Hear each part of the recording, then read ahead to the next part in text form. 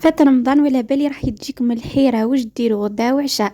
اليوم راح تخبطوهم بواحد البلا قويل بالبطاطا مفرمجين مشخشخين، والبنة ما عندي ما نقول لكم رايحين يتخاطفوا اليوم في البلا.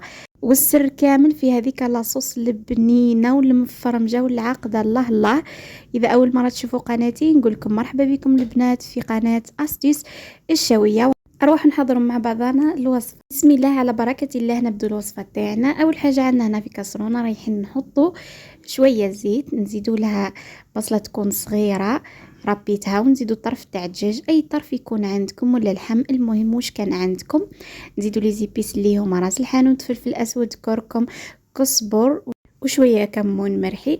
نديروا الملح ونحطوا كل شيء فوق النار يتقلى في غرضه.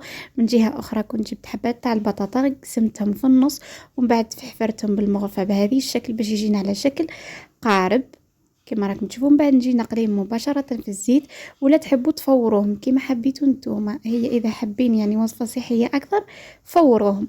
من بعد نجو نحضروا صوص بيشاميل اللي تكون خفيفه.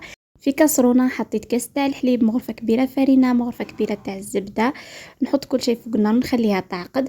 من جهه اخرى نحيت هذاك المورسو تاع الدجاج اللي كان طاب، فتتو، زدت له 3 مغارف تاع رز باه يزكى، وزدت له شويه دبشه وشويه ملح، ونرحي كل شيء، ونزيد له شويه جبن ابيض، ونرحي كل شيء مليح. هاوليكم الشكل تاع القوالب تاع البطاطا بعد ما قليتهم وخليتهم تقطروا مليح من الزيت. حطيتهم لنا في المول الاسطوري. وهذا لكم الحشو اللي جا بزاف بزاف بنين. تقدروا ما تزيدولوش الروز اذا كان الدجاج تاعكم بزاف. هنا حضرت صوص بيشاميل كيما قلت لكم، خليتها عقدت مليح، تبلتها بشويه ملح وشويه فلفل اسود وواحد البنه ما عندي ما نحكي لكم، وزدت لها شويه جبن ابيض حتى تحصلت على هذا القوام. اذا كانت كميه كبيره تاع البطاطا ماذا بكم ديروا 2 كيسان حليب تحصلوا على كميه كبيره تاع الصوص بيشاميل. من بعد نجيب نفرغ في القاعده شويه لاصوص تاع البيشاميل. من بعد ندير هذاك الحشو كامل في هذوك البطاطات، ومن بعد ندير فوقهم صوص بيشاميل هكا بهاد تجينا معلكه ومفرمجه. الله الله كما راكم تشوفوا. نغطي كامل البطاطات بهذيك لاصوص، واكيد نكون مفرشه شويه لاصوص تاع المرقه هذيك لتحت في القاعده كما راكم تشوفوا. ونجي نفرغ فوقها جبن مبشور اي نوع يكون عندكم، ماذا بكم نوعيه جيده بهاي تجيكم هذيك التعليكه. الله الله. ندخلهم يتقراتيناو في الفور يدولكمش الوقت ليه، ومن بعد تخرجوهم وتقدموهم بالصحه والراحه.